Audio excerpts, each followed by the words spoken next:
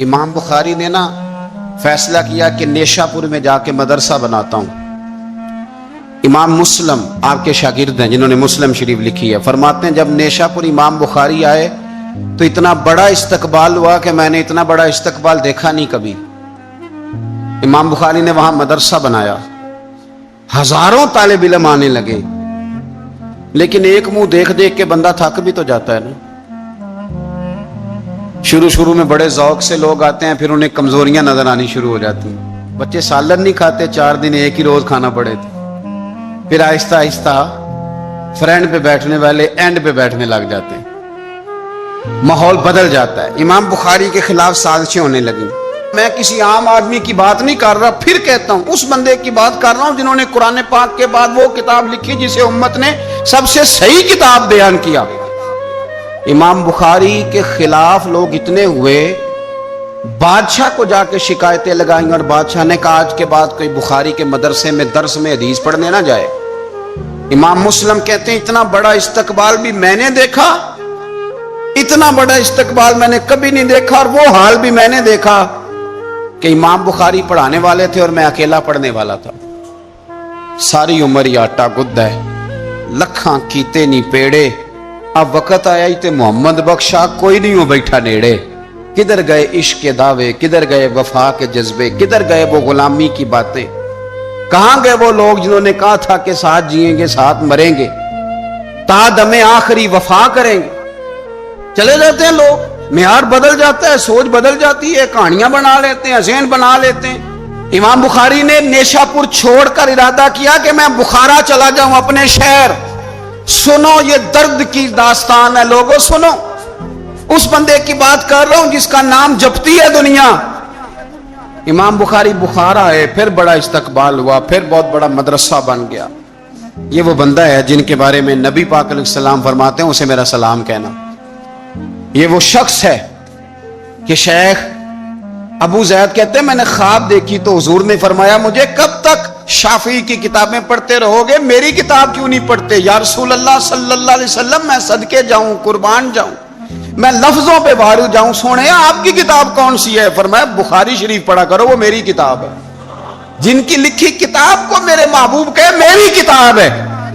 بخارے میں بڑا استقبال ہوا،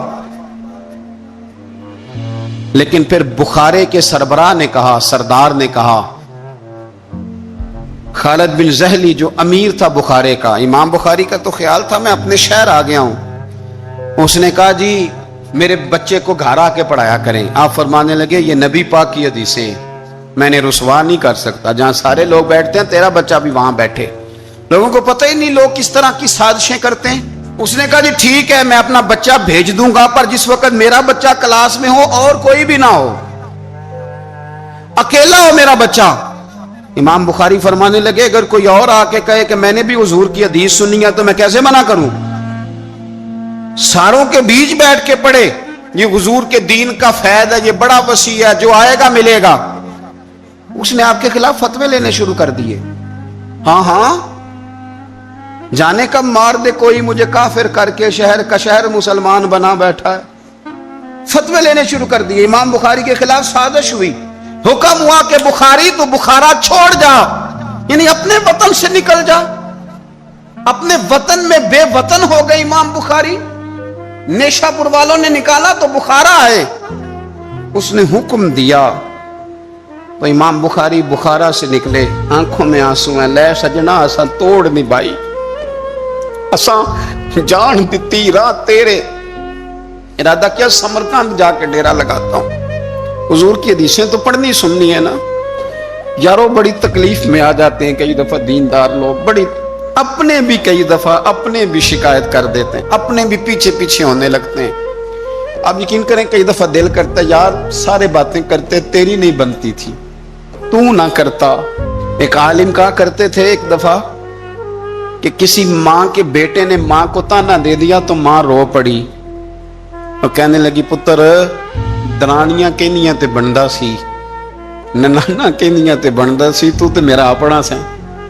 اور یہ اپنے کئی دفعہ اس طرح کی بات کرتے ہیں کہ وہ کانوں سے ٹکرا کے نہیں گزرتی، وہ تیزاب کی طرح رک جاتی ہے، چھلنی ہو جاتا ہے وجود کے۔ یہ اس نے کہا ہے، اس نے میرے اپنے نے امام بخاری بخارا سے روتے ہوئے نکلے، سمرقند جاتا ہوں، پتہ چلا کہ سمرقند جانے سے پہلے ہی کچھ لوگ کہہ رہے ہیں جی دیکھو ان کے اپنوں نے نہیں رکھا، پتہ نہیں کیا حال ہے۔ امام بخاری رستے میں ایک چھوٹی سی بستی تھی خرتنگ، وہاں رک گئے۔ سنو یارو، پھر کہتا ہوں اس بندے کی بات سنا رہا ہوں جو اس امت کو سب سے قیمتی کتاب دے گیا۔ امام بخاری خرتنگ میں تھے، 62 سال عمر، سفید داڑھی، رو پڑے، اللہ میں نے ساری زندگی تیرے نبی کی حدیثیں جمع کی ہیں، اے میرے مالک تیری زمین بڑی وسیع ہے پر بخاری پر تنگ ہو گئی ہے، میرے اوپر رحم کر دے۔ امام بخاری نے وہاں دعا فرمائی، دوپہر کو دعا فرمائی، شام کو بیمار ہوئے، رات کو وصال ہو گیا۔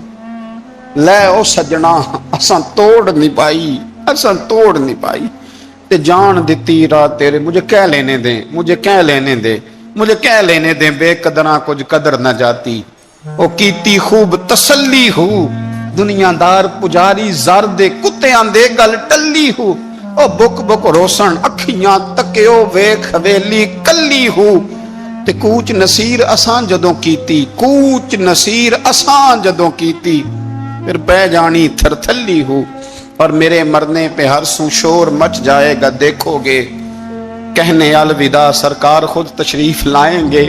ایک بندہ کہتا میں نے رات کو خواب دیکھا کہ نبی پاک صحابہ سمیت کھڑے ہیں، کسی کا انتظار ہو رہا ہے۔ میں نے اس کی سونیا میں قربان جاؤں، یہاں کیوں کھڑے ہیں؟ تو فرمایا بخاری آ رہا ہے، بخاری آ رہا ہے۔ دنیا والے بھول جائیں پر جن کی بندہ نوکری کرے وہ کیسے بھول جائیں؟ اور ویسے بھی اگر مالک کو پتا ہو نا میرا خادم ٹھیک ہے، مالک اور غلام کا تعلق مضبوط ہو تو دنیا جو مرضی کہتی پھرے۔ میرا آپ سے مشورہ ہے کبھی بھی دین کے لیے کچھ کرو تو بندوں سے نام نیکی کی امید نہ رکھنا، اگر آپ کو اجر لینا ہے تو رب رسول اجر عطا کریں گے۔ وہ شخص کہتا ہے میں نے اٹھ کے دیکھا، میں نے اٹھ کے صبح پتہ کیا تو وہ وہی وقت تھا جب مجھے حضور کی زیارت ہوئی جس وقت امام بخاری کا انتقال ہو گیا۔ لوگوں نے آپ کو دفن کیا تو قبر کی مٹی سے خوشبو آنے لگی، لوگ تبرکن مٹی لے جانے لگے۔ سمرقند کے لوگ بارش نہیں ہوتی تھی، قحط پڑ گیا، سارے کٹھے ہو کے امام بخاری کی قبر پہ گئے تو اللہ نے بارش عطا فرما دی۔ اتنا بڑا آدمی لیکن بے قدراں کچھ قدر نہ جاتی۔ دو باتیں آپ نے اس گفتگو سے یاد رکھنی ہے، ایک تو بندوں سے اجر کی امید نہ رکھیں، یہ چھوڑ دیں کہ بندے واہ واہ کریں گے تو میں نے کام کرنا۔ آپ غریب کی مدد بھی کریں، آپ نیکی بھی کریں، آپ خیر بھی کریں، اداروں سے، مسجدوں سے، مدارس سے بھی پیار کریں، لیکن واہ واہ کی توقع بندوں سے، اور اگر رب اور رسول نے ایک دفعہ بھی واہ واہ کر دی نا تو پھر واہ بلے بن جائے گی، پھر کیا بات ہے۔ اور ویسے بھی جیڑیاں گڈیاں آپ ہی اڈیاں او نہ چڑھن اونچائیاں، وہی گڈیاں اونچیاں اڈیاں جڑیاں سائیاں آپ چڑھائیاں۔ اس لیے ایک بات تو یہ کہ اجر اللہ رسول سے امید، اور دوسری بات یہ یاد رکھ لیں کہ سونا وہی ہے جو سونے کی باتیں کرتا ہے، میٹھی بات اسی کی ہے جو مدینے والے کی حدیث بیان کرتا ہے۔ سرکار کی باتیں یاد رکھیں، سرکار کی باتیں کریں۔ یہ تلخ وقت چل رہا ہے، کڑوا وقت ہے، پر یارو باتیں میرے نبی کی یاد کرو، ان میں بڑا ہی مزہ ہے۔ اللہ تعالیٰ امام بخاری کے درجے بلند کرے اور اللہ تعالیٰ ہمارے حال پہ رحم کرے۔ کبھی 10 منٹ عادت ہو جائے نا دعا مانگنے کی علیحدہ سے رات کو، حضور نے فرمایا جو فرض نماز کے بعد دعا مانگے اللہ اس کی قبول کر لیتا ہے۔ نبی پاک صلی اللہ تعالی علیہ وسلم نے فرمایا اللہ مسافر کی دعا قبول فرماتا ہے۔ حضور نے فرمایا اللہ مظلوم کی دعا قبول فرماتا ہے۔ حضور نے فرمایا بیمار سے دعا کراؤ اللہ اس کی دعا قبول فرماتا ہے۔ میرے نبی پاک نے فرمایا ماں باپ جب بھی اولاد کے لیے ہاتھ اٹھائیں، ویسے تے بلے شاہ تو آسمانی اڑ دیا ہی پھڑ دیں، جڑا گھر بیٹھا انہوں پڑھے ہی نہیں۔ حضور فرمانے لگے ماں باپ جب بھی اولاد کے لیے دعا فرمائیں اللہ ان کی دعا کو قبول کرتا ہے۔ آپ اپنا تعلق بنائیں، دعا کے ساتھ، عبادت کے ساتھ، مصلی کے ساتھ رشتہ بنائیں، استغفار پڑھیں۔ صلاح الدین ایوبی صلیبی جنگوں میں تھے، رات کو مسجد اقصی میں نماز پڑھی تو پریشان تھے۔ ایک بزرگ سے ملاقات ہوئی تو وہ کہنے لگے کہ آپ بڑے پریشان ہیں۔ کہنے لگے حضور پریشان اس لیے ہوں کہ پہلے ہی مسلمان کمزور ہے، اب میں نے سنا ہے دشمن کا ایک بحری بیڑا وہ جنگی سامان سے بھرا ہوا آ رہا ہے، تو اب ان کے پاس اور تلواریں اور نیزے آ جائیں گے، مسلمانوں کے پاس پہلے ہی وسائل کی کمی ہے، پریشان ہو کس طرح کر کے مقابلہ کریں گے؟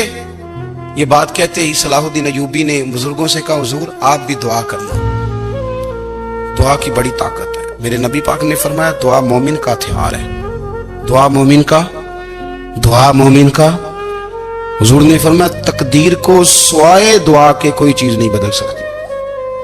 دعا مومن کا ہتھیار ہے، یہ کافر کے پاس کوئی نہیں، یہ ہتھیار ہے مومن کا۔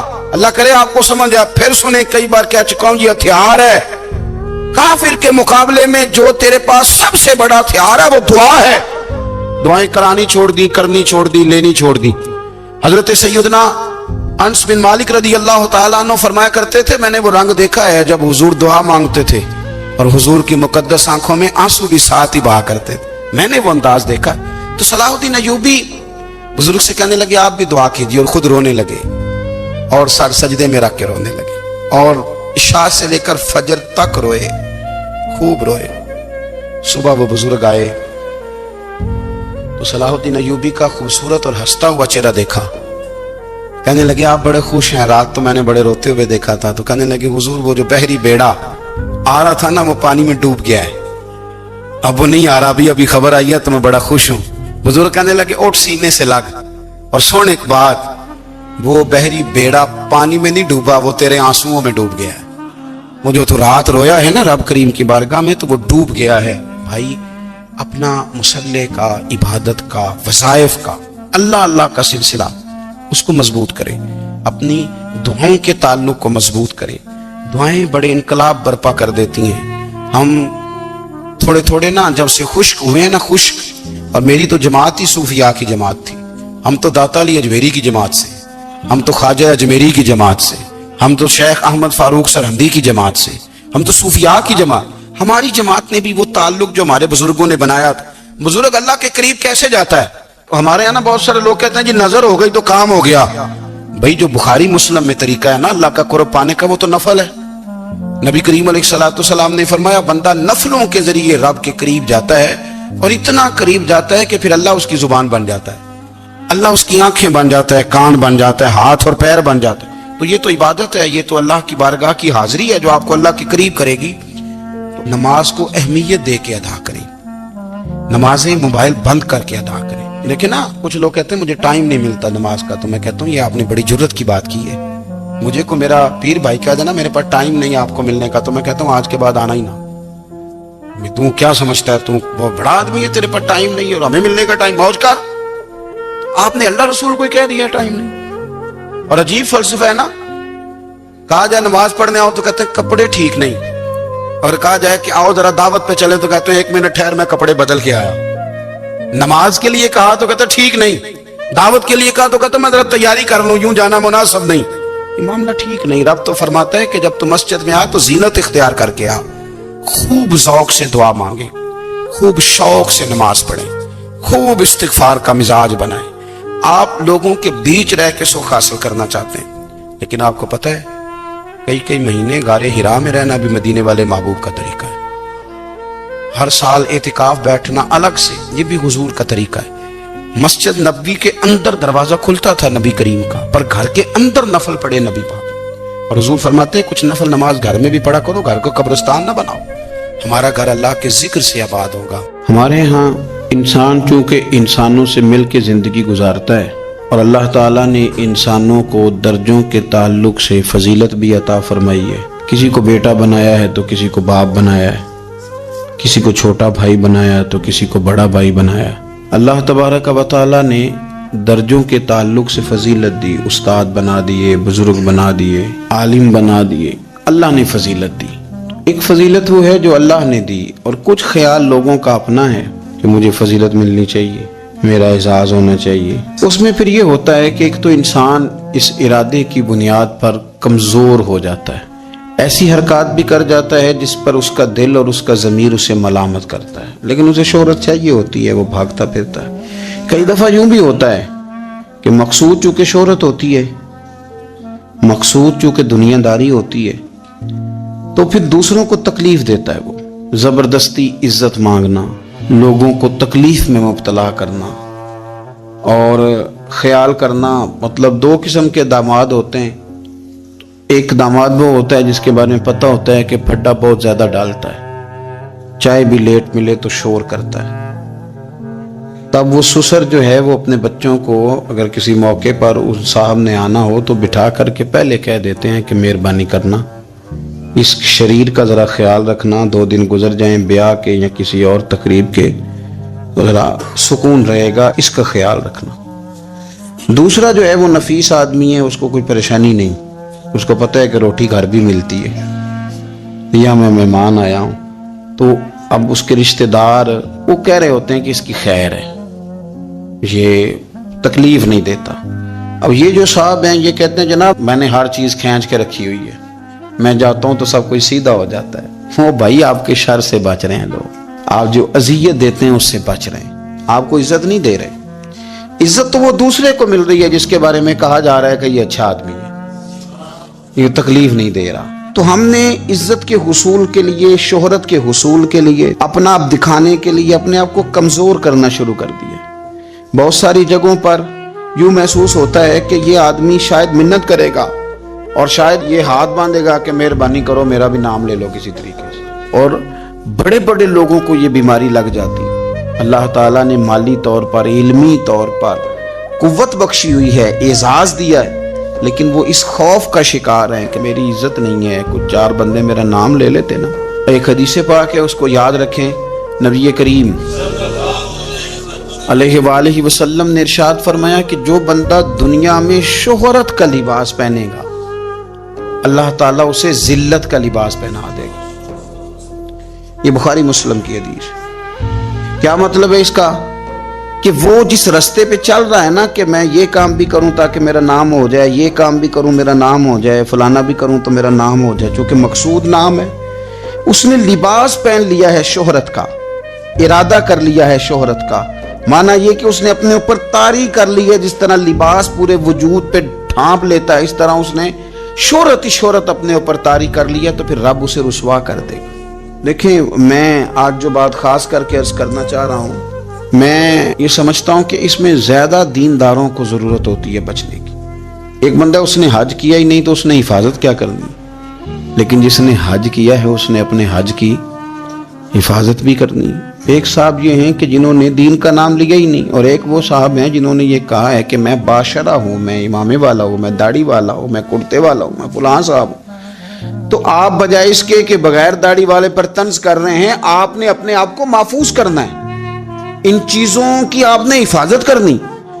دیندار لوگوں کی تو اب ساری چیزیں اس طرح ہائی لائٹ ہونے لگی ہیں، دکھاوا ہونے لگا. یعنی دعا مانگ رہے ہیں تو فوٹو الگ ہے، نماز پڑھ رہے ہیں تو فوٹو الگ ہے. یعنی آنسو کسی شخص کے آ گئے، کسی شیخ کے، کسی پیر صاحب کے، تو وہ آنسوؤں پر فوکس کر کے لوگوں نے اس کو بھی بیچا میڈیا پہ. فلانا آدمی رو پڑا، فلانے آدمی نے رلا دیا. یہ تو اللہ کے ساتھ رشتہ ہے بندے کا. اب اس کو بھی فار سیل کریں گے، اس کو بھی. حضرت عمر فاروق رضی اللہ تعالیٰ عنہ مسجد میں تشریف لائے تو ایک صاحب بیٹھ کر بڑے زور سے رو رہے تھے لوگوں کے بیچ، اللہ کو منا رہے تھے، درد کی بات کر رہے تھے، سوز کی بات کر رہے تھے، اللہ معاف کر دے، اور تڑپ رہے تھے. اور مجمع بڑا تھا اور ہر آدمی پلٹ پلٹ کے انہی کی جانب دیکھتا تھا. تو سیدنا فاروق اعظم رضی اللہ تعالیٰ عنہ نے آج جلال نہیں فرمایا، آج پیار فرمایا. اس کے قریب گئے، جب وہ فارغ ہو گیا اس کو تھپکی دی، فرمانے لگے یہ جو تم نے لوگوں کے بیچ بیٹھ کے کیا ہے نا، اور تیری داڑھی آنسوؤں سے بھر گئی ہے، یہ 2 قطرے آنسوؤں کے تو اکیلے میں بیٹھ کے بہا دیتا تو رب تیرے اوپر خاص رحمت کا نزول فرما دے. کو ضروری ہے کہ یہاں جو ہے تو نے بتانا ہے کہ میں بڑا مطلب عاشق رسول ہوں اور میں نے جناب بڑے آنسو بہائے ہیں نعت شریف پہ. آ جائے رونا تو آ گیا، کنٹرول نہیں ہے، وہ تو آ گیا. اور اب تو باقاعدہ پریکٹس کی جاتی ہے کہ پڑھنے والے نے بھی رونا ہے اور سننے والے نے بھی رونا ہے. نہ کریں یہ کام. اگر آپ کا مزاج دکھاوے کا بن جائے گا، آپ کی طبیعت دکھاوے کی بن جائے گی، ذہن دکھاوے کا بن جائے گا، پھر آپ تنگ ہوں گے. بڑی عبادت کرتے تھے امام بخاری. رمضان شریف میں اپنے لوگوں کو جمع کرتے، کہتے ہو میں تمہیں نماز پڑھاؤں، تو رمضان شریف میں نماز پڑھاتے تو ہر رکعت میں 20 آیات کی تلاوت فرماتے. 3 دن کے اندر قرآن پاک ختم کرتے، عبادت کرتے. یہ جتنے پڑھے لکھے لوگ تھے ان کا مصلی سے رشتہ بڑا مضبوط تھا. ایسا نہیں تھا کہ انہوں نے علم اس لیے پڑھا ہے کہ زیادہ باتیں پڑھیں گے تو زیادہ لوگوں کو سنائیں گے، زیادہ لوگوں کو اپنے پیچھے لگائیں گے، اس طرح نہیں، بلکہ مصلح سے تعلق ان لوگوں کا مضبوط تھا۔ سیدنا امام بخاری رحمۃ اللہ تعالی علیہ، آپ نماز پڑھ رہے تھے تو زنبور آ گئی، بھیڑ آ گئی، سمجھ لیں بچھو آ گیا، وہ کرتے میں گھس گیا، اس نے 17 جگہ پہ امام بخاری کو ڈانگ مارا، زخم ہو گئے، لیکن نماز پڑھتے رہے۔ نماز کے بعد تسلی سے بیٹھے تو شاگرد سے کہنے لگے ذرا دیکھنا پشت پہ کیا ہے۔ آپ یقین کریں ہماری نمازیں تو ہیں پر سکون والی نہیں، مزے والی نہیں۔ وہ موبائل ہے، وہ سائلنٹ پہ لگا ہوا ہے، اور نماز کے بعد اس طرح سے لوگ موبائل کھولتے ہیں جیسے قبولیت کا کوئی میسج نہیں معاذ اللہ آ گیا کہ دیکھ لو قبول ہو گئی ہے۔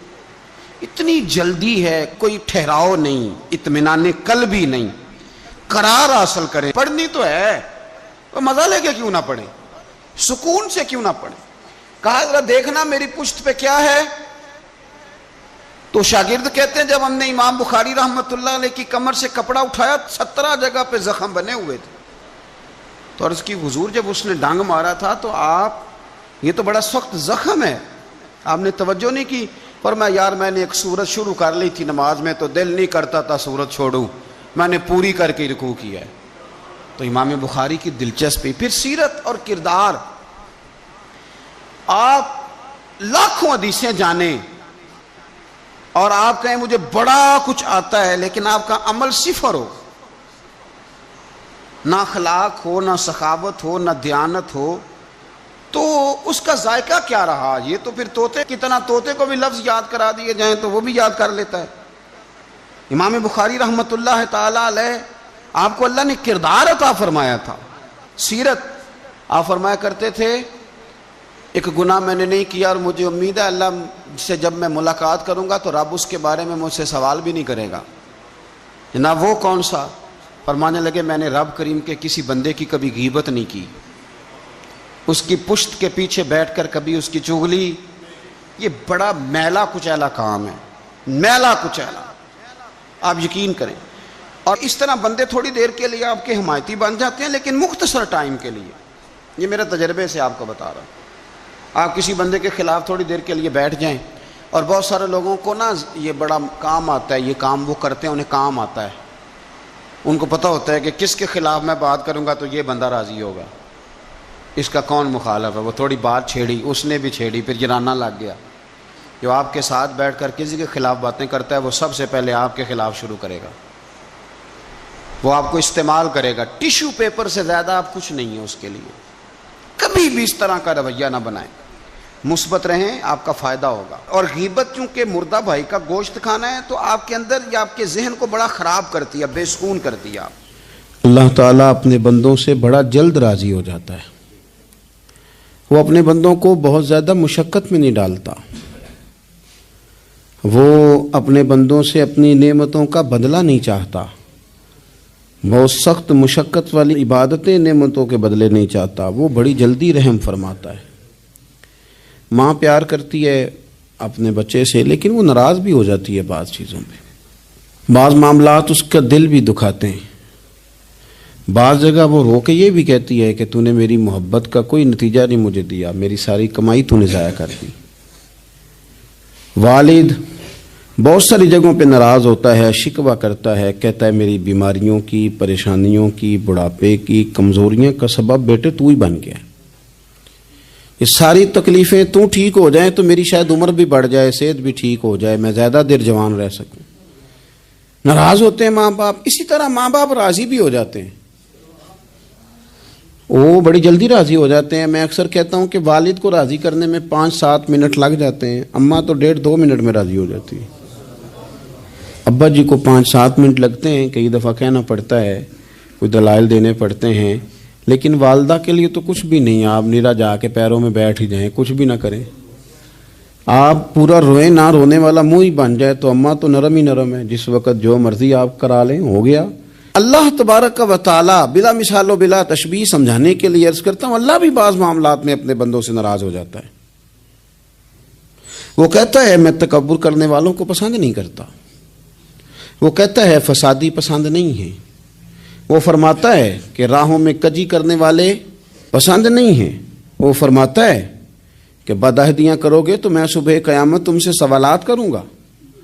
اللہ تبارک و تعالیٰ بہت ساری چیزوں کو ناپسند کرتا ہے، ناراض ہو جاتا ہے، بلکہ نبی پاک صلی اللہ تعالی علیہ وسلم نے فرمایا تم بات کرتے کرتے کوئی ایسا جملہ بول دیتے ہو کہ رب اتنا ناراض ہوتا ہے کہ تمہیں پتہ بھی نہیں ہوتا، تمہارے لیے جہنم کا فیصلہ کر دیتا ہے۔ اس لیے پہلے تولو پھر بولو، خود اپنے لفظوں کی تو تم پہرے داری کرو نا کہ میں کیا کہہ رہا ہوں۔ کوئی ایسا جملہ، کوئی ایسی بات وارث شاہ مان کری نہ وارثاں دا، کوئی ایسی بات نہ تمہاری زبان سے نکلے۔ اور حضور یہ بھی فرماتے ہیں کہ اس کا دوسرا پہلو بھی ہے، بعض اوقات تم بات کرتے ایسا جملہ کہتے ہو وہ اتنا راضی ہوتا ہے کہ تمہارے لیے جنت کا فیصلہ فرما دیتا ہے۔ مسلمان کو اب یہ حکم ہے، اس ساری گفتگو کا نتیجہ یہ ہے کہ وہ اپنے جذبات پر، خیالات پر، نگاہوں پر، زبان پر، کانوں پر تھوڑی توجہ دے، بے لگام نہ بنے، بے ترتیب نہ بنے، جو طبیعت میں آئے کر نہ گزرے، تھوڑا سا نہ سوچے سمجھے اور تھوڑا سنبھل کے چلے، کبھی ان کاموں کی طرف نہ جائے جن سے رب ناراض ہو جاتا ہے، ان کاموں کی طرف بڑھے جن سے اللہ راضی ہوتا ہے۔ میرے نبی پاک صلی اللہ تعالی علیہ وآلہ وسلم نے ارشاد فرمایا، بعض احادیث میں لفظ یہ ہیں کہ اللہ اپنے بندوں کو دیکھ کے مسکراتا ہے جو اس کی شان کے لائق ہے۔ جس ترتیب سے ہم مسکراتے ہیں، جس ترتیب سے ہم روتے ہیں، جس ترتیب سے ہم کسی بات کا اظہار تشکر کرتے ہیں، خدا ان باتوں سے پاک ہے۔ اب بہت ساری حدیثوں میں آیا کہ وہ مسکراتا ہے، تو کیا مطلب ہے مسکرانے کا؟ تو علماء تفسیر نے لکھا ہے مسکرانے کا مطلب یہ ہے کہ وہ بڑا ہی راضی ہوتا ہے اپنے بندے سے، بڑا راضی ہوتا ہے، یہ مطلب ہے۔ ایک تو مسکرانے کا مطلب یہ کہ وہ بڑا راضی ہو گیا، وہ مسکرا دیا اپنے بندے پہ، اور ایک اس کا معنی خود نبی پاک صلی اللہ تعالی علیہ وسلم نے بیان فرمایا۔ مسند امام احمد بن حنبل میں حدیث ہے، حضور سید عالم علیہ السلام سے صحابہ نے پوچھا یا رسول اللہ شہید تو بڑے لوگ ہوتے ہیں، شہیدوں میں افضل کون ہے؟ تو اللہ کے حبیب علیہ الصلوۃ والسلام فرمانے لگے وہ والا بندہ جو ڈٹ گیا تھا کافروں کے مقابلے میں، وہ ہلا نہیں، پوری طرح ڈٹ کے جو لڑا وہ شہداء میں افضل ہے۔ حضور فرماتے ہیں وہ جنت کے بالا خانوں میں سیر کرے گا اور رب اسے دیکھ کے مسکرائے گا، رب اسے دیکھ کے مسکرائے گا، اللہ تعالیٰ مسکراتا ہے اسے دیکھ کے۔ اور اگلے جملے میں حضور نے وضاحت کر دی، فرمایا جب رب دنیا میں کسی پر مسکراتا ہے نا تو اس کا معنی یہ ہے کہ قیامت میں پھر اللہ اسے حساب کوئی نہیں لے گا۔ جس پر اللہ دنیا میں مسکرا دیا اس سے کوئی حساب، تو وہ کام ڈھونڈنے چاہیے نا جس سے اللہ مسکرائے۔ ویسے کبھی ہم ایسا کرتے ہیں کہ نہیں کہ کسی کو راضی کیا جائے؟ یہ کام ہم کرتے ہیں کہ ہماری کمپنی کا جو سربراہ ہے وہ ہم سے راضی رہے، جس ادارے میں ہم پڑھاتے ہیں اس ادارے کا بڑا ہم سے راضی رہے، یہ کرتے ہیں ہم۔ اس کے لیے کچھ نہ کچھ ہیلے بہانے ہم کرتے ہیں، برادری، قبیلہ، علاقہ، بستی، لوگ کسی طریقے سے ہمارے ساتھ مطمئن رہیں، کرتے ہیں نا یہ سارے کام۔ اس میں تھوڑی مشکل بھی ہمیں آتی ہے لیکن کرتے ہیں، کیا کریں۔ گھر میں بھی کئی دفعہ ایسا ماحول بنانا پڑتا ہے۔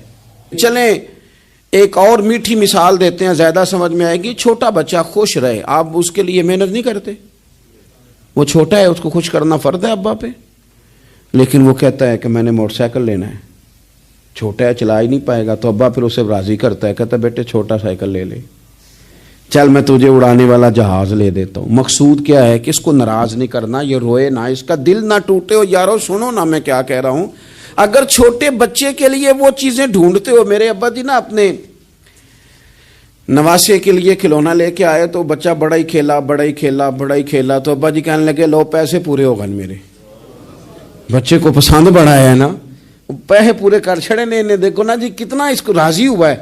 تو انسان کیا کرتا ہے کہ کوشش کرتا ہے چھوٹا بچہ بھی ناراض نہ ہو، تو وہ چیزیں وہ ڈھونڈتا ہے کہ اس کو کیا پسند ہے، چاکلیٹ لے جاؤں، فلاں چیز لے جاؤں، آئس کریم لے جاؤں۔ تو ایک بچے کے لیے، گھر کے لیے، سربراہ کے لیے اتنی محنت کرتے ہو، تو وہ کام بھی ہمیں ڈھونڈ کے تلاش کرنے چاہیے نا جس سے رب راضی ہوتا ہے۔ اللہ راضی ہوتا ہے. بتاؤں وہ کون کون سے کام ہیں؟ نبی کریم صلی اللہ تعالی علیہ وسلم نے ارشاد فرمایا 3 لوگ ہیں جنہیں دیکھ کے رب مسکراتا ہے. یا رسول اللہ صلی اللہ علیہ وسلم وہ کون کون سے؟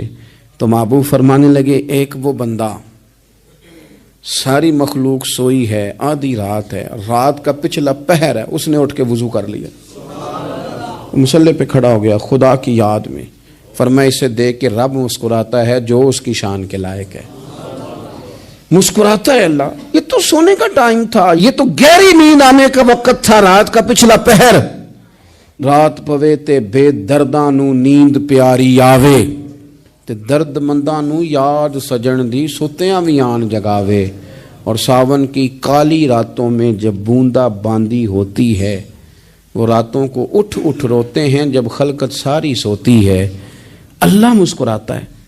اور سننا میرے بھائی، میرے نبی پاک صلی اللہ تعالی علیہ وسلم فرماتے ہیں جب مسلمان نماز کے لیے صفیں بناتے ہیں نا، ترتیب لگ رہی ہوتی ہے، اب اللہ کی بارگاہ میں کھڑے ہوں گے، قیام کریں گے، رکوع کریں گے، سجود کریں گے. فرمایا جب مومن صفیں بناتے ہیں تو رب دیکھ کے مسکراتا ہے.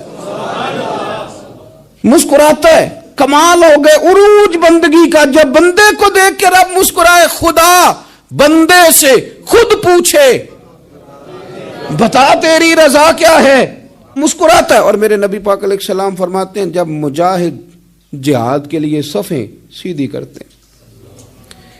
آج تو یہ رب کے نام پہ مرنے ہی آ گئے.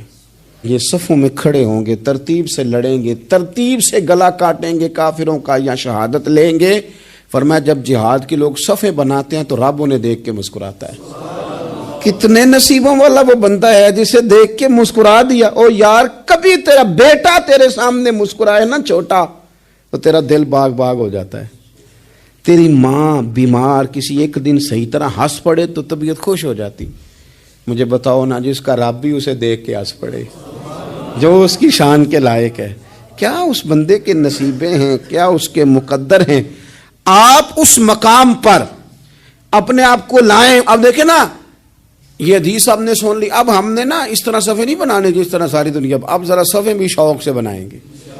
اب ذرا تھوڑا سا شوق پیدا کریں گے. بھئی یہ تو میں وہ کام کرنے لگا ہوں جسے دیکھ کے رب مسکراتا ہے.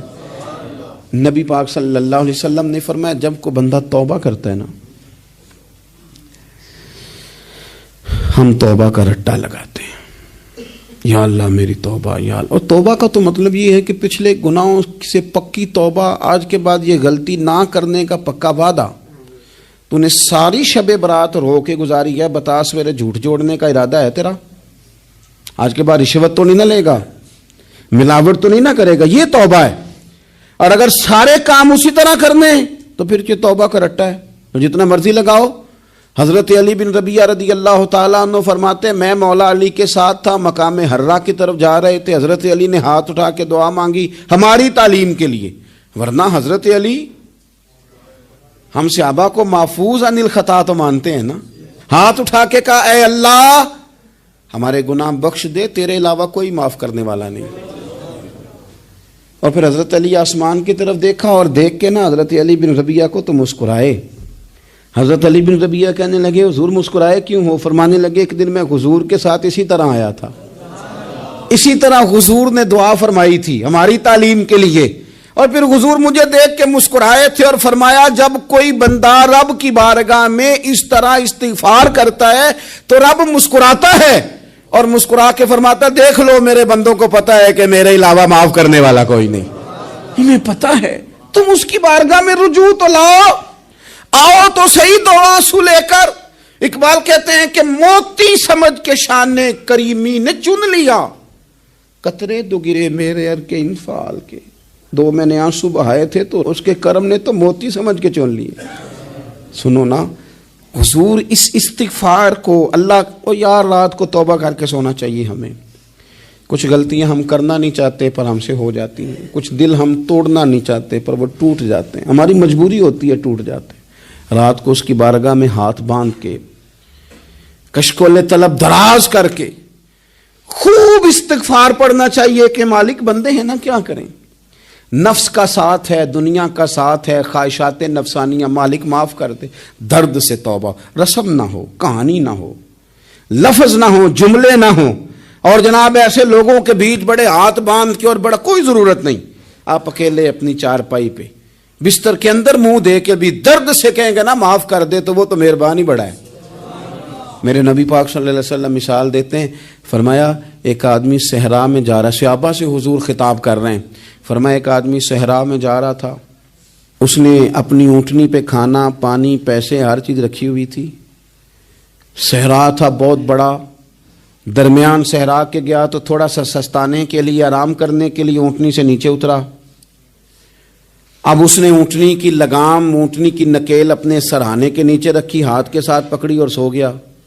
تھوڑی ہی دیر کے بعد جب اس کی آنکھ کھلی تو دیکھا اونٹنی غائب ہے. صحرا میں وہ پیدل نہ آگے جا سکتا ہے، نہ پیچھے جا سکتا ہے، نہ دائیں نہ بائیں. کھانے کو روٹی نہیں، پینے کو پانی کا قطرہ نہیں. تھوڑا ادھر بھاگا ادھر بھاگا، تھک گیا. کریم محبوب فرماتے ہیں وہ پوری طرح نڈھال ہو گیا اور مایوس ہو گیا. معاذ اللہ، مایوس ہو کے دوبارہ اسی جگہ آ کے لیٹ گیا جہاں پہلے لیٹا تھا. انتظار کرنے لگا کہ اب موت ہی آئے گی، آخری وقت ہے. اب نہ میں پیدل یہ صحرا کراس کر سکتا ہوں، نہ پیچھے جا سکتا ہوں، نہ کھانا ہے نہ پانی ہے، سوائے موت کے کوئی سہارا نہیں. حضور فرماتے ہیں وہ رستے میں دوبارہ لیٹ گیا. اچانک اس نے رخ بدلا تو اونٹنی سامنے کھڑی تھی. حضور نے صحابہ سے پوچھا بتاؤ نا اسے بھلا کتنی کو خوشی ہوگی؟ یا رسول اللہ جسے نئی زندگی مل گئی ہے. آپ دیکھیں نا سارے ڈاکٹروں نے کہہ دیا کہ اس کے تو گردے معدہ جگر ہر چیز ختم ہے، گھر لے جاؤ خدمت کرو. ہر طرف پریشانی ہے. وہ بندہ بھی سمجھ گیا ہے کہ آخری وقت آ گیا، کل جاؤں پرسوں جاؤں. تیاری ہو گئی، سب لوگ آ گئے، باہر والے بھی آ گئے. یہ ماحول ایک عجیب رنگ اختیار کر گیا. اچانک ایک ڈاکٹر نے آ کے کہا نہیں نہیں غلطی لگ گئی تھی. مجھے بتائیے انداز کیا ہوتا ہے؟ بغیر دوائی کے بندہ اٹھ کے کھڑا نہیں ہو جاتا. او میں تو بچ گیا ہوں. نبی پاک صلی اللہ علیہ وسلم فرمانے لگے اس کی اونٹنی مل گئی، بتاؤ بھلا اسے کتنی خوشی ہوگی؟ یا رسول اللہ وہ تو دوبارہ دنیا میں آ گیا. حضور فرمانے لگے اسے کچھ بھی خوشی نہیں ہوئی. جب کوئی رب کا گناہ گار بندہ آ کے توبہ کرتا ہے، رب کو اس سے کئی گنا زیادہ خوشی ہوتی ہے. میرا بندہ آ گیا ہے، میرا بندہ آ گیا ہے، میرے گھر آ گیا. اس نے آنسو بہائے ہیں. اس نے کہا اللہ میں تیرا ہی ہوں، تیرا ہی رزق کھاتا ہوں، تیری ہی زمین پہ رہتا ہوں، تیرے نام سے میری سانسیں چلتی ہیں. وہ آ گیا. فرمایا اس اونٹنی والے سے زیادہ رب کو خوشی ہوتی ہے جب گناہگار آ کے توبہ کرتا ہے. گناہگاروں کے آنسو اس کی بارگاہ میں بڑے مقبول ہیں، لیکن ہم رسم ادا کرتے ہیں، توبہ نہیں کرتے. ہم اپنے آپ کے ساتھ دھوکہ کرتے ہیں، جھوٹ بولتے ہیں. ہم بندہ کوئی ناراض ہو جائے تو ہمیں کو نہیں نیند آتی، اس کے گھر چلے جاتے ہیں. ہم اپنے سارے رشتوں کو تعلقات کو مینٹین کر کے رکھنے کے عادی ہیں. ہمیں پتہ ہے کہ وہاں میں نہیں جا سکا تو بیٹا بھیجتا ہوں، فلاں شادی پہ میں نہیں جا سکا تو بھتیجا بھیجتا ہوں، بھائی بھیجتا ہوں. ہر تعلق کا ہم نے خیال رکھا کوئی روٹھ نہ جائے. لیکن کمال ہے نا، یہ نہیں سوچا کہ اگر رب روٹھ گیا تو جب وہ روٹھ جائے نا تو سارے رشتے بھی بندے کے پاس موجود ہوں تو کوئی کارآمد نہیں ہوتا. پھر کروڑوں روپیہ جیب میں ہوں تو ڈاکٹروں کی دوائیاں اثر نہیں کرتی. وہ روٹھ جائے تو پھر انسان اس طرح سے پھسلتا ہے کہ بڑے بڑے اس کے پاس دروازے ہوتے ہیں پر کسی جگہ اس کا ہاتھ نہیں لگتا. خدا را خیال کریں، دنیا روٹتی ہے تو روٹھ جائے، رب رسول ناراض نہ ہونے پائیں، اس کا خیال کریں. حضور فرماتے ہیں وہ مسکراتا ہے، اسے خوشی ہوتی ہے جب کوئی اس کا بندہ اس کی طرف رجوع کرتا ہے. میرے عزیزو، رسول پاک صلی اللہ تعالی علیہ وسلم نے ان لوگوں کے تذکرے کیے جنہیں دیکھ کے رب مسکراتا ہے. ہم نا گناہگاروں پر بھی فتویٰ دینے میں جلدی کرتے ہیں اور نیکی پر بشارت دینے میں بھی جلدی کرتے ہیں، حالانکہ یہ ہماری ذمہ داری نہیں. پتہ نہیں اللہ تعالیٰ کس کو کب توفیق توبہ دے کے اپنے قریب کر لے، لیکن بڑی جلدی ہے، بڑی جلدی فتویٰ دینے میں. اور یہ فتویٰ صرف مفتیوں کا نہیں رہ گیا، یہ میری طرح کے آپ کی طرح کے ڈھیروں لوگ ہیں جنہوں نے جیبوں میں فتوے ڈالے ہوئے. بھئی آپ نے کیوں ذمہ داری لے لی ہے جنت میں داخل کرنے کی اور نکالنے کی؟ یہ تو میرے رب کریم کا کرم ہے. وہ جس کو چاہے جب چاہے جتنا چاہے عطا کرے. لیکن کچھ لوگ نا بڑے پکے ہو گئے ہیں کہ شاید جو میں سوچ رہا ہوں وہی درست ہے. کبھی کبھی کچھ چیزیں عجیب بھی ہوتی ہیں، لہذا خدا کی رحمت پر بھروسہ کر کے بات کرنی چاہیے. اپنی مرضی کے فتوے نہیں داغنے چاہیے. وہ دیکھو جی فلانا بندہ یوں کر رہا ہے، آپ کو پتہ ہی نہیں پوری بات کا، آپ کو علم ہی نہیں پوری بات کا. حضرت بہاءاللہ نقشبند بخاری رحمت اللہ علیہ فرماتے ہیں میں حج کرنے گیا تو وہاں میں نے ایک آدمی کو کروڑوں کا کاروبار کرتے دیکھا تو میرے دل میں خیال ہے یہاں بھی اللہ اللہ کرنی چاہیے تھی، دنیا داری کر رہا ہے. لیکن فرماتے ہیں حج سے فارغ ہوئے تو میں نے دیکھا وہی بندہ سارا کچھ رب کی بارگاہ میں خیرات کر رہا ہے اور سینکڑوں غریب حاجی ہیں جن کو پورے خرچے دے رہا ہے. تو میں نے وہیں اپنی سوچ سے توبہ کی کہ میں کہاں تھا. بڑی جلدی کھڑے نہ ہو جائیں. حضرت حسن بصری رحمت اللہ تعالی علیہ ارشاد فرماتے ہیں کہ میں دریا کے کنارے گیا تو وہاں میں نے ایک شخص کو دیکھا، وہ اپنی ایک خاتون کی گود میں سر رکھ کے بیٹھا اور قریب ایک بوتل بھی پڑی ہے. میرے دل میں معاذ اللہ خیال آیا کہ دیکھو کس انداز میں ایک عورت کے ساتھ یہ ہے اور پاس بوتل بھی پڑی ہے، جانے شراب ہے. کہتے میں سوچ ہی رہا تھا کہ اچانک کی کشتی آ رہی تھی دریا میں، وہ ہج کو لے کھائے، کشتی میں 4-5 لوگ تھے، وہ دریا میں ڈوبنے لگے. وہ آدمی تیزی سے اٹھا، دریا میں چھلانگ لگائی، پہلے ایک کو نکالا، پھر دوسرا نکالا، پھر تیسرا نکالا. ایک بندہ رہ گیا، کہنے لگا حضور مجھے تو آپ نے گناہگار سمجھا ہے، میں تو بڑے غلط انداز میں یہاں بیٹھا ہوں، آپ نے جو سوچا چلیں گے چوتھا بندہ آپ نکالنا ہے. کرے نا یہ کام، کرے نا یہ کام. بڑے بھولے بھالے بڑے اللہ والے، ریاض آپ کو بس ہم ہی جانتے ہیں. اتنی جلدی فتویٰ. حضرت حسن بصری فرماتے ہیں میں پشیمان ہوا، میں نے کہا مجھے تیرنا نہیں آتا، تو دیر نہ کر چوتھا ڈوب نہ جائے. پھر تو اس نے چھلانگ لگائی، چوتھا بھی نکال لایا اور کہنے لگا حضرت آپ نے جلدی کی سوچنے میں، یہ بی بی میری ماں ہے اور یہ سرکے کی بوتل ہے. ہم ماں بیٹے کا یہ مشغلہ ہے کہ یہ وہ جگہ ہے جہاں آ کے لوگ مسافر اترتے ہیں اور یہاں سے کسی کا گھر 100 میل ہے، کسی کا 200 میل ہے. ہم صبح سرکہ کھجوریں روٹیاں لے کے یہاں آتے ہیں، مسافروں کی نوکری کرتے ہیں، کوئی پریشان ہو تو مدد کرتے ہیں. حضرت خواجہ حسن بصری فرماتے ہیں میں نے معافی مانگی، ان سے بھی مانگی، رب سے بھی مانگی. انہوں نے مانگ لی نا بزرگ تھے، پر ہم کو نہیں تیار مانگنے کو. ہم ہر وقت بدگمانیاں، وہ فلانے جرم کرتا تھا میں اسے اب کیسے نیک مان لوں. بھئی اب وہ نمازی ہے، خدا کے گھر آتا جاتا ہے، اب اللہ کی بارگاہ میں حاضر ہوتا ہے. جب رب نے معاف کر دیا تو بھی سوچ بدل جا. سنیں حضور کیا فرماتے ہیں. نبی پاک صاحب الاخلاق صلی اللہ تعالی علیہ وسلم فرماتے ہیں، مسند امام احمد بن حنبل دیکھیے، فرمایا رب اس وقت بڑا ہی مسکرائے گا جب قاتل بھی جنت میں جائے گا، مقتول بھی جنت میں جائے گا. یا رسول اللہ مقتول تو گیا، یہ قاتل کیسے چلا گیا؟ حضور فرماتے ہیں جائے گا، اور جائے گا اور رب مسکرائے گا جو اس کی شان کے لائق ہے. یا رسول اللہ کس طرح؟ تو نبی پاک صلی اللہ علیہ وسلم فرمانے لگے اس نے ایک مومن کو قتل کیا تھا، وہ شہید ہو کے جنت میں چلا گیا. اب اللہ نے بعد میں اسے توبہ کی توفیق دے دی. پہلے اس نے کلمہ پڑھا، پھر یہ میدان میں اترا، کافروں سے لڑا، یہ شہید ہوا، رب نے اسے بھی جنت دے دی. قاتل بھی جنت میں، مقتول بھی جنت میں. اور بات اتنی انوکھی ہے کہ رب دیکھ کے مسکرا رہا ہے جو اس کی شان کے لائق ہے. ہم جلدی میں ہیں، ہم انتظار نہیں کر رہے کہ شاید توبہ کر جائے، ہم انتظار نہیں کر رہے. لیکن میرے عزیز اتنی جلدی نہ کریں. سوچوں کا صاف ہونا، ذہنوں کا پاک ہونا.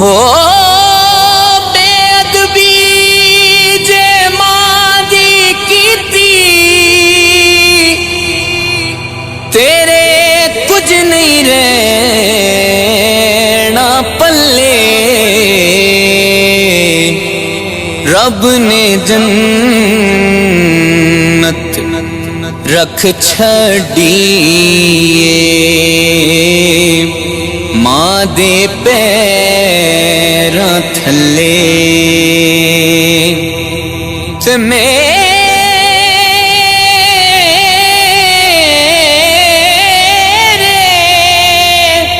میرے آقا نے فرمایا کر لو خدمت ماں دی جس نے کعبہ تکنا ہووے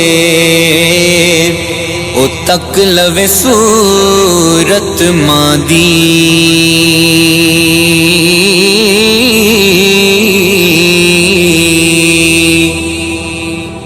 ماں ہوندی اج جیوندی پچھ دی حال میرا اپنے نالوں ود کے رکھ دی خیال میرا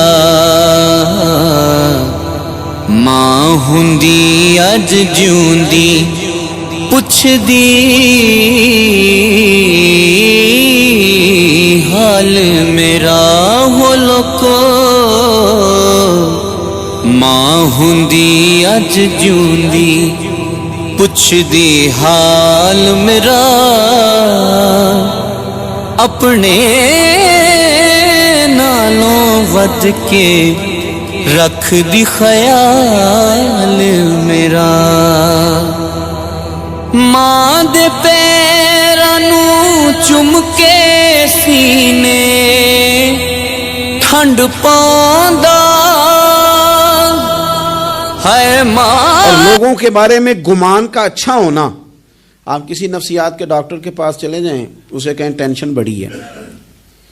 میں ان کے مضامین پڑھتا رہتا ہوں, وہ سب سے پہلا سبق آپ کو یہ پڑھائیں گے کہ اچھا سوچا کریں. اچھا سوچنے سے بندہ تندرست رہتا ہے. کس سے بندہ تندرست رہتا ہے؟ ہیں جی, واقعی.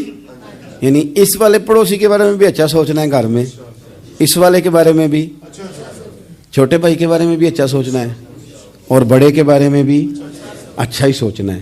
یعنی اپنی برادری قبیلے کے بارے میں بھی اچھا سوچیں, جو قبیلے کا نہیں اس کے بارے میں بھی چلیں تھوڑا سا اچھا سوچ لیں. اپنے بارے میں تو اچھا سوچا ہے بڑا.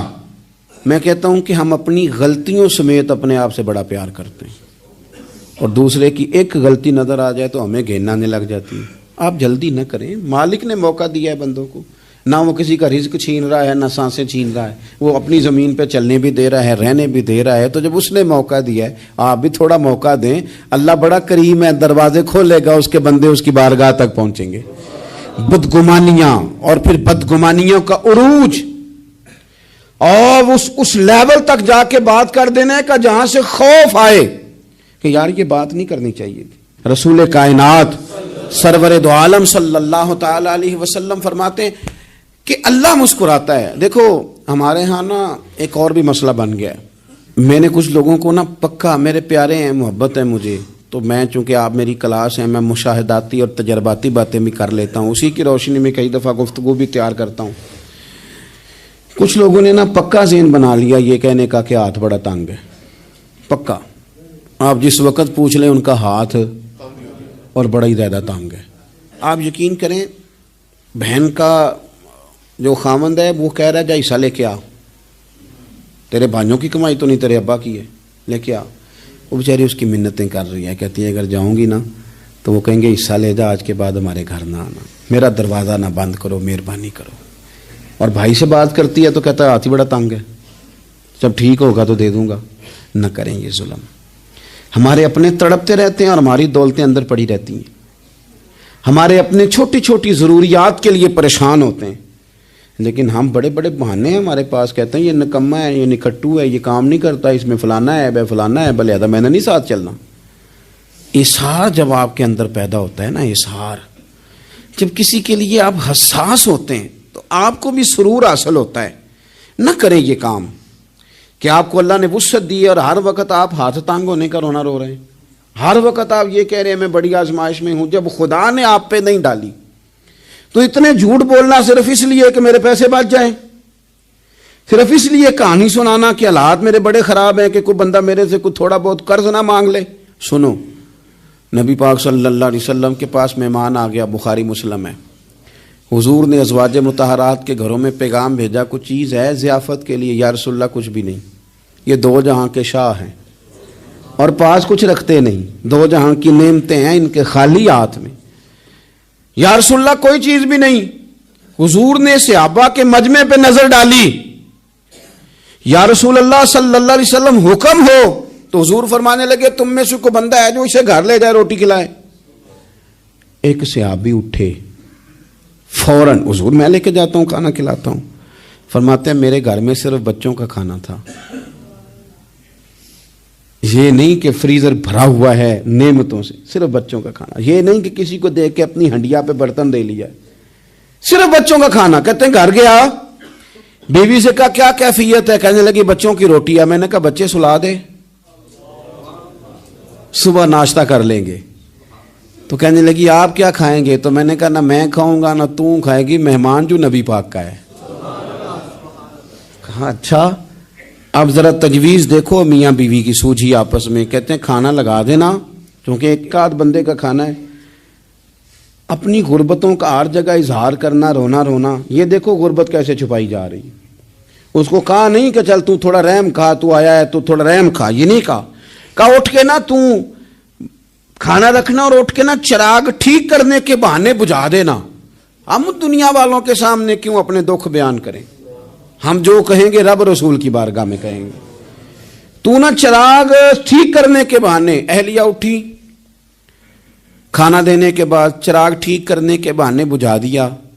خامد بھی ہاتھ چلاتے رہے، بیوی کبھی برتن رکھتی کبھی اٹھاتی، پتہ چلے کہ کھانا کھا رہے ہیں، کھانا کھایا جا رہا ہے. کہتے ہیں مہمان پیٹ بھر کے کھانا کھا گیا. یہ کام ہوا رات کے اندھیرے میں، اس وقت ہوا جب چراغ بھی بند تھا، اس وقت ہوا جب کوئی دیکھنے والا نہیں تھا، کسی پڑوسی کو بھی خبر نہیں تھی. فرماتے ہیں صبح کے اجالے میں اس مہمان کو لے کے مسجد نبوی میں نے قدم رکھا تو نبی کریم نے فرمایا رات جو تم نے کام کیا ہے نا اسے دیکھ کے میرا رب بڑا مسکرایا ہے، اللہ بڑا مسکرایا ہے. اللہ تر دامنی پہ شیخ ہماری نہ جائیے، ہم دامن نہ چھوڑ دیں تو فرشتے وضو کریں. یہ شان ہے صحابہ کی. نبی کریم علیہ السلام نے فرمایا رب رات مسکرایا تیرا یہ انداز دیکھ کے، اور اس نے قرآن نازل کیا وَيُؤْثِرُونَ عَلَىٰ أَنفُسِهِمْ وَلَوْ كَانَ بِهِمْ خَصَاصَةٌ. کچھ لوگ وہ ہیں جنہیں بڑی بھی ضرورت ہو تو دوسروں پر اثار کر دیتے ہیں، قربانی دے دیتے ہیں. رب مسکرایا ہے. اندر پیسے رکھے ہوئے ہیں، اندر پیسے رکھے ہوئے ہیں، اور بہن آ کے منت کر رہی ہے کہ بھائی حالات بڑے خراب ہیں، تھوڑی سی مہربانی کر. تو کہتے ہیں بہن پردہ یہ ہے بس. کیسے بتاؤں تجھے حالات، تجھے کیا بتاؤں کام کتنی مشکل سے چلتا ہے، یہ پردہ یہ بس. بہرحال اگر تو نے کہا ہے نا 50,000 تو میں زیادہ نہیں کوئی 20 کو دے دوں گا تجھے، وہ بھی خاصی نیکی کر کے، وہ بھی بتا سکھا کے. رات اماں پہ علیحدہ سے احسان چڑھاؤں گا، ابا پہ علیحدہ سے چڑھاؤں گا کہ تمہاری بیٹی کے ساتھ تعاون کر رہا ہوں، سارے علاقے کو ویسے ہی بتاؤں گا. اور وہ غریبنی بیچاری 20,000 لے کے گھر گئی ہے، پہ سفارشیں کر رہی ہے کہ مہربانی کرو. میں نے ایسے بھی دیکھے ہیں جو پہلے بیوی کو پکڑاتے ہیں تو دے، اس لیے کہ پھر وزیر اعظم تو ڈنڈا نکال لے گا تو بڑا مشکل ہو جائے گا پھر گھر میں رہنا، لہذا وہ یہ تو آگے لگ. یہ کیا لہجہ ہے آپ کا؟ یہ تو کسی کو بھی دیں تو چھپا کے دینے کا حکم ہے، کسی کو بھی دیں تو ہمیں حکم یہ ہے کہ سیدھے ہاتھ سے دینا ہے، الٹے کو خبر. اور یہ جو بالکل ہی اپنے ہیں ان پر تو پردہ پوشی آپ کے لیے ویسے ہی ضرورت تھی. میرے عزیز رب مسکراتا ہے. میرے نبی پاک علیہ السلام نے یہ اعمال ہمیں بتائے جن پر اللہ مسکراتا ہے، خوش ہوتا ہے. اور بعض لوگوں کو حضور نے نامینیٹ کیا. حضرت سعد بن معاذ رضی اللہ تعالیٰ عنہ عظیم صحابی تھے. یہ وہ خوبصورت صحابیاں جن کے جنازے کو کندھا میرے نبی پاک نے عطا فرمایا، حضور نے کندھا عطا فرمایا. کمال ہو گئی. نرخ بازار محبت کا انوکھا ہی ہو گیا، خود خریداروں میں شامل آ کے مولا ہو گیا. حضور نے کندھا دیا. حضرت سعد بن معاذ رضی اللہ تعالیٰ عنہ کا جب جنازہ اٹھا ان کی والدہ رو پڑی، بڑے درد سے روئی. ماں تھی نا، ان کی آواز جب حضور تک گئی تو نبی پاک نے فرمایا آنسوؤں کو روک لے، آواز کو کم کر لے. تیرے بیٹے کی تو جب روح پرواز ہوئی ہے تو رب مسکرایا ہے. جس کے آنے پہ رب راضی ہو مسکرا دے جو اس کی شان کے لائق ہے. یہ تو وہ لوگ ہیں کہ جن کے جانے پر نا رب، وہ کسی نے کہا تھا کہ میرے مرنے پہ ہر سو شور مچ جائے گا، دیکھو گے میرے مرنے پہ ہر سو شور، تمہیں پتہ چل جائے گا جب ہم جائیں گے. میرے مرنے پہ ہر سو شور مچ جائے گا، دیکھو گے. اور کہنے الوداع سرکار خود تشریف لائیں گے. اور درویش کہنے لگے بعد مرندے مکھڑا میرا ہو جاوے جے تازہ، پھر سمجھ لینا محبوب میرے نے آن پڑے ہے جنازہ، اور عاشق کا جنازہ ہے ذرا دھوم سے نکلے اور محبوب کی گلیوں سے ذرا گھوم کے نکلے۔ فرمایا کہ ان کے تو جانے پہ رب کریم، اور حضور نے ایک دعا بھی دی۔ حضرت ابو طلحہ، حضرت طلحہ رضی اللہ تعالیٰ عنہ صحابی تھے، ان کا وصال ہو گیا تو حضور نے دعا بھی دی۔ فرمایا یا اللہ جب میرا طلحہ ہے نا تو اس سے مسکرا کے بات کرنا، یہ تجھ سے مسکرا کے بات کرے جو تیری شان کے لائق ہے۔ تو اللہ تعالیٰ غائب درجے راضی ہوتا ہے۔ ایک دفعہ پھر بات دہراتا ہوں، جو میدان میں ڈٹ کے شہید ہو رب اسے دیکھ کے مسکراتا ہے جو اس کی شان کے لائق۔ جو توبہ صحیح کریں، سچی کریں، رب انہیں دیکھ کے مسکراتا ہے جو اس کی شان کے لائق ہے۔ جو نماز کے لیے صفیں بنائے رب انہیں دیکھ کے مسکراتا ہے۔ جو جہاد کے لیے صفیں بنائے رب دیکھ کے مسکراتا ہے۔ جو لوگ صبح پچھلے پہر اٹھ کے عبادت کریں رب انہیں دیکھ کے مسکراتا ہے۔ اور جو کبھی کبھی بھوکے رہ کے دوسروں پر قربان کر کے احسان کر دیں رب انہیں دیکھ کے مسکراتا ہے۔ بہت بڑی فضیلت ہے۔ اللہ ان سارے کاموں میں سے کسی ایک کام پہ ہمیں بھی لگا دے تاکہ یہ بڑی فضیلت اللہ تعالی ہم گناہگاروں کے حصے میں بھی فرما دے۔ آخر دعوانا ان الحمد للہ رب العالمین۔